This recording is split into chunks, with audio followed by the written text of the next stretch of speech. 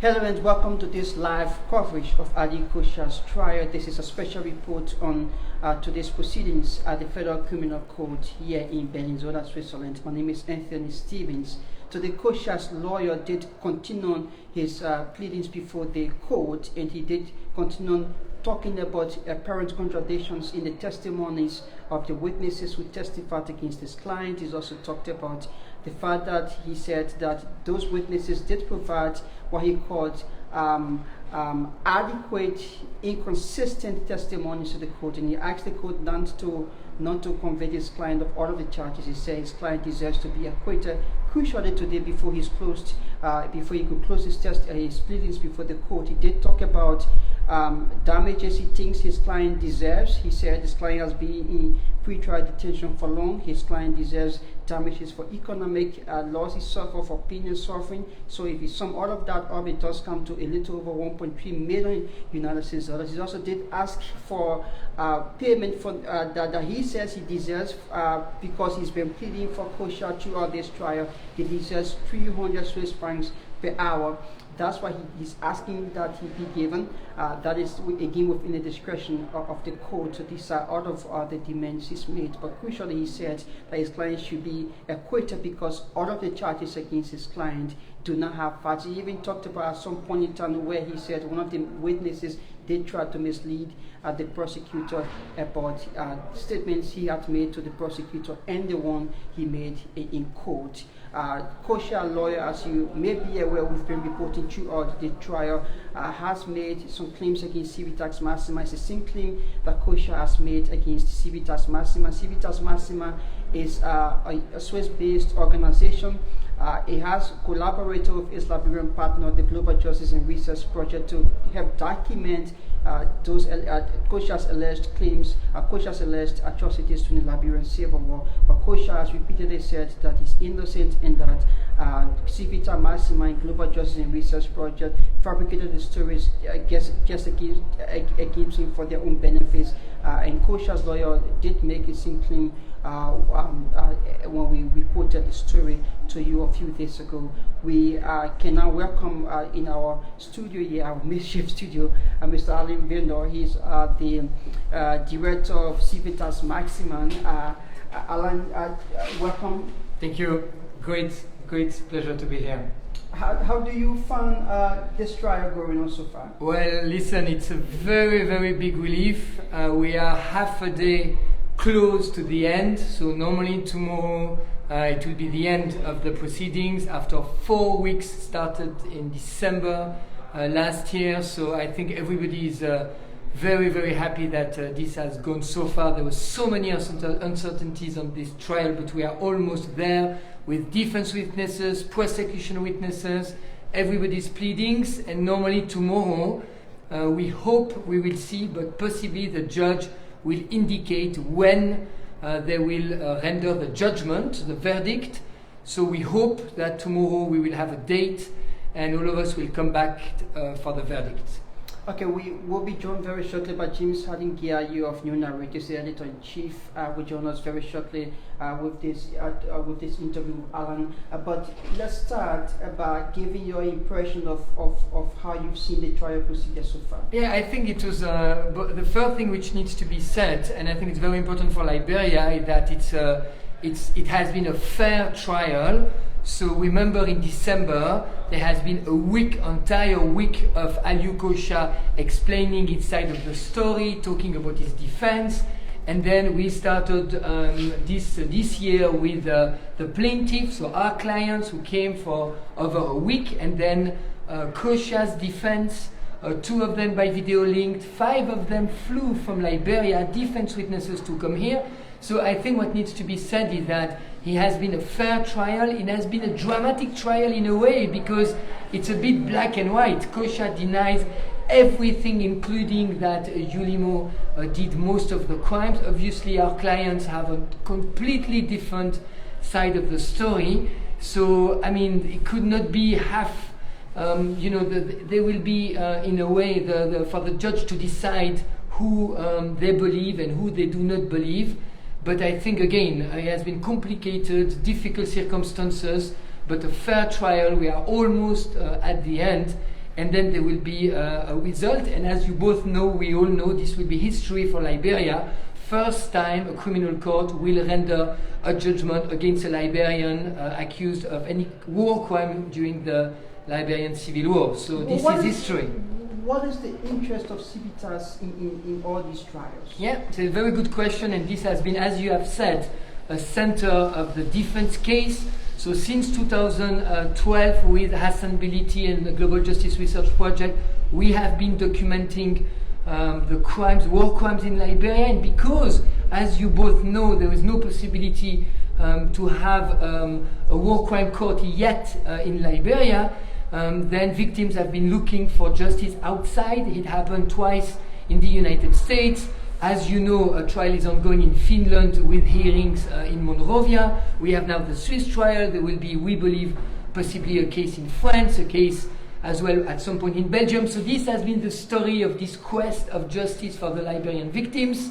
And of course, Kosiah, this has been the almost entire defense case, that we are here for the money, Hassan Biliti is here for the money, the victims are here. What did you say about that? Of course, I mean, it's almost an insult in our view to say, of course, for our victims to say that these people, after everything they went through, to have come all the way here, not only once, but they came during the investigation phase already. None of them asked for asylum, none of them asked for money, none of them asked for anything. They are back in Liberia as we speak.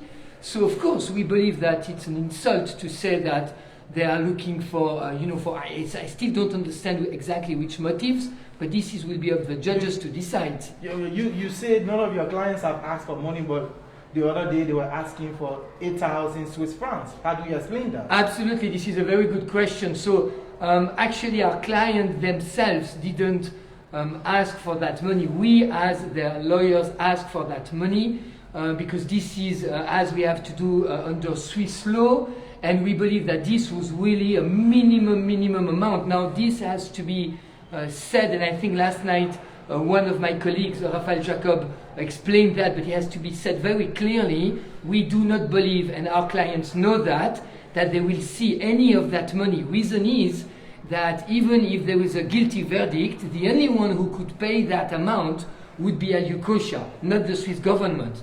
And we know that Alieu Kosiah didn't have money when he was arrested. He explained today, and I think we will come back to that, to what he is asking. So basically, this money, none of the victims will see it, and they know it. Okay, let's talk about the defense. The defense of Alieu Kosiah. The defense witness yesterday and today stressed that there were quote-unquote contradictions and errors in your witnesses, in your plaintiffs' testimony, and even their complaint, their initial complaint, didn't match what they say in court.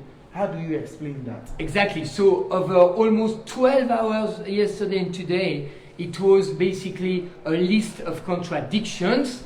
So now, I mean, in our point of view, every contradiction can be explained. You will remember that the first victims came here to explain their story in January 2015. This was about 20 years, over 20 years after the fact, 6 years after the trial. You are Liberian, you know that if you remember a story back in 1993, 1994, on details, things can change. And I think this is, in our view, it's on the contrary, the proof that these people are genuine. They don't fabricate a story absolutely concordant, but they come candidly. And when I came to see them in Monrovia to take the story, even myself, I didn't understand sometimes exactly because I didn't take enough time and I thought I could understand what they were telling me, and maybe there was, remember that nobody speaks Liberian English the way you do it, there was cultural differences, linguistic differences, but this is the key of this trial, is whether these differences are in a way not making credible the story, or if on the contrary the good faith is apparent. And in our view, Mr. Kosiah and his lawyer did not explain what would be the motives again. Doesn't it affect the credibility of the testimonies or witnesses that provided these apparent contradictions? Don't they affect the credibility of the testimonies of your witnesses? My experience, having worked on these cases for over 20 years, is that on the contrary, if you don't have some kind of contradiction based on human memory, the trauma, because as you know, I mean, this was not normal circumstances in Lofa between 1993 and 1995. The people were living absolutely traumatic event very, very long time ago. So in my understanding and what I have seen throughout my life, I do not believe the contradiction which some of them yes exist. I don't think they cannot be explained. But this is exactly again what the judges now will have to decide for each of the plaintiffs, whether yes or no this contradiction can be explained or not. I want to go back to Kosiah. Kosiah said last year and this year when he was being cross-examined as well that he's been prosecuted because he's a Mandingo. Yes. His lawyer did say that yesterday also when he began these pleadings, that this is because Kosiah is a Mandingo man. That's why all these people have allegedly conspired against him. Yeah, this is very difficult in a way to hear for us, and I'm sure for Hassan Beliti, who, as you know, is Mandingo himself. And this is what I said when I was on my feet earlier this week, is that Hassan Beliti's contribution to justice for the crime of the NPFL has been immense. He has been a prosecution witness against Charles Taylor, against Chucky Taylor. We have brought cases against Martina Johnson, against Agnes Reeves Taylor. I mean, who can accuse Hassan Beliti of being out there to get the Mandingos? I mean, this doesn't have any sense. And I think that what needs to happen in Liberia, and this is what the victims and the plaintiffs said, is that there needs to be justice on all sides. We need to go beyond this view of Mandingo against the other, or the Giahyue killing this and that, and this tribalistic. And I think that many of the victims explained that the Liberia today, you have Mandingo part of the 16 tribes of Liberia, they have judge of the Supreme Court, they are ministers, they are involved in the country. And I think, yes, you're absolutely right, this was one of the defense themes, but we have quite strongly contested this view. I want to come back to another key point that has dominated this trial throughout. It's about Kosiah's argument, Kosiah's comment of being in pre-trial detention for long. 6 years, this is what he's always said. Also, if you listen today to his lawyer, when he made that request to the court, he said part of the over $1.3 million, some should go over 500,000 should go towards Kosiah's time in jail that he spent in jail. Legally speaking, you are a human rights person. Does it not violate Kosiah's right?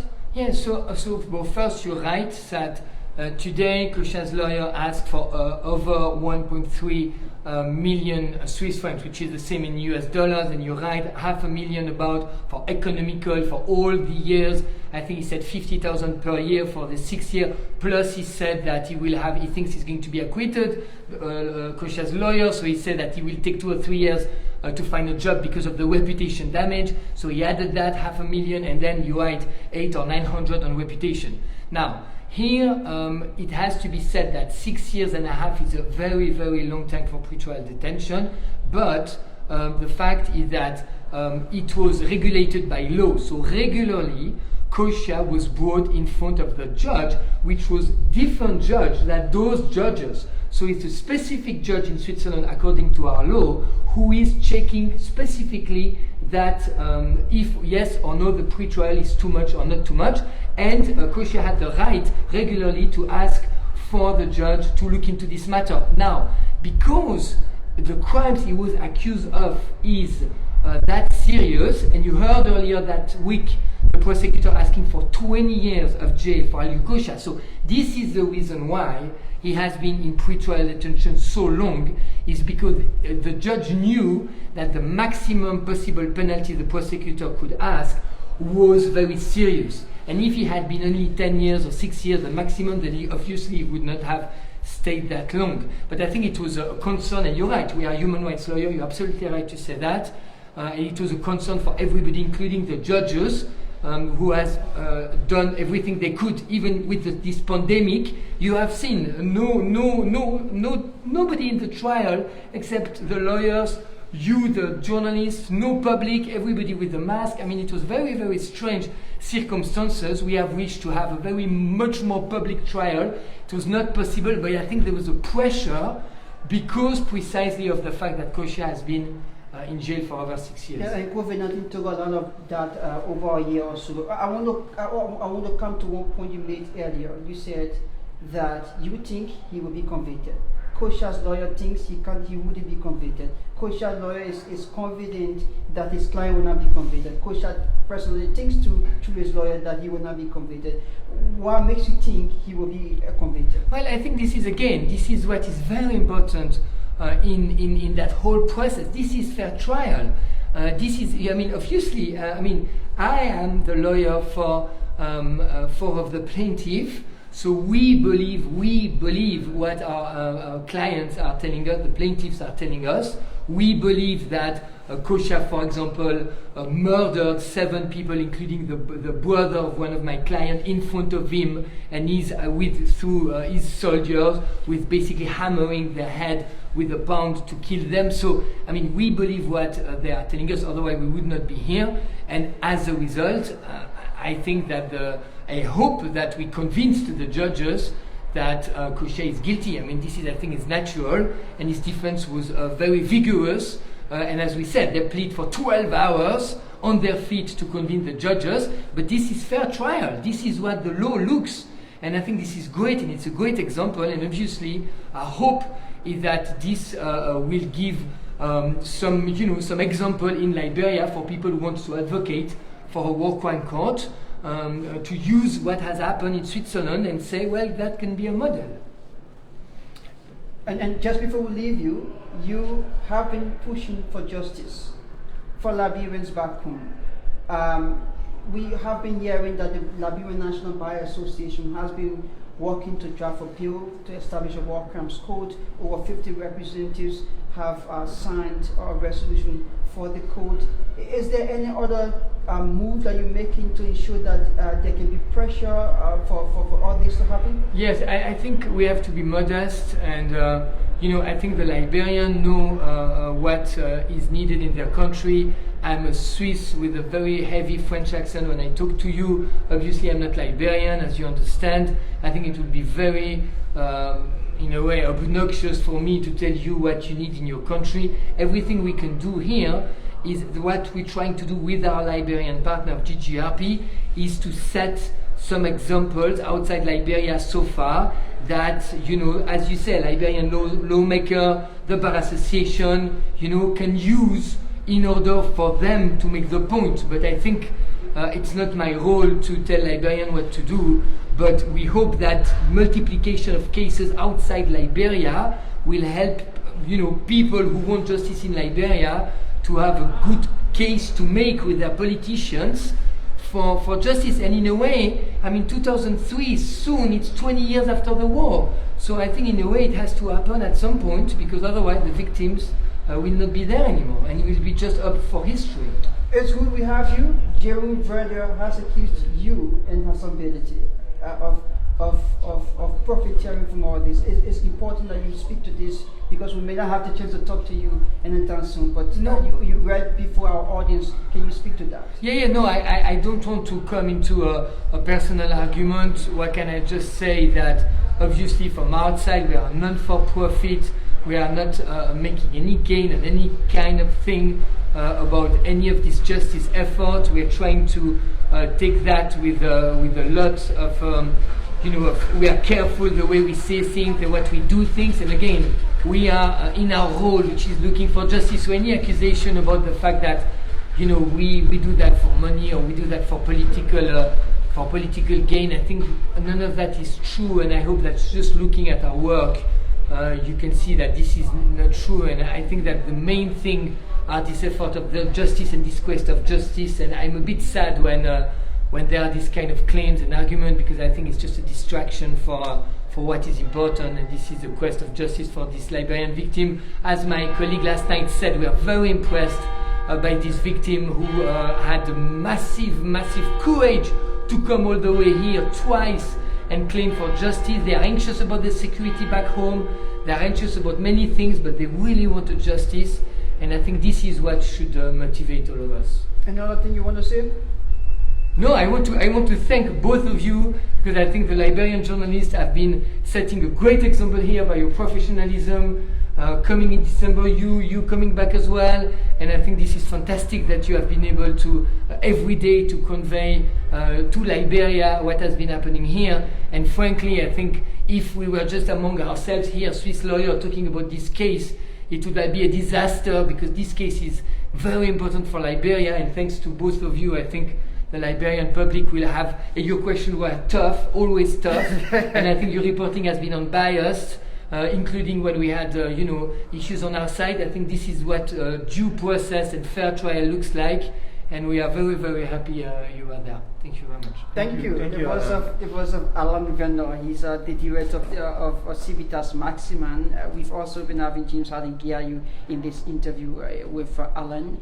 Well, my name is Anthony Stevens. Alain Werner's institution is one of the two institutions that documented alleged war crimes activities against Alieu Kosiah, and his institution, Civitas Maximan, does have 4 of the series plaintiffs in this trial. The other Liberian organization that worked alongside Werner's organization is the Global Justice and Research Project, its Liberian counterpart. Well, that's it for this special report on Alieu Kosiah's war crimes trial. My name is Anthony Stevens. Good night.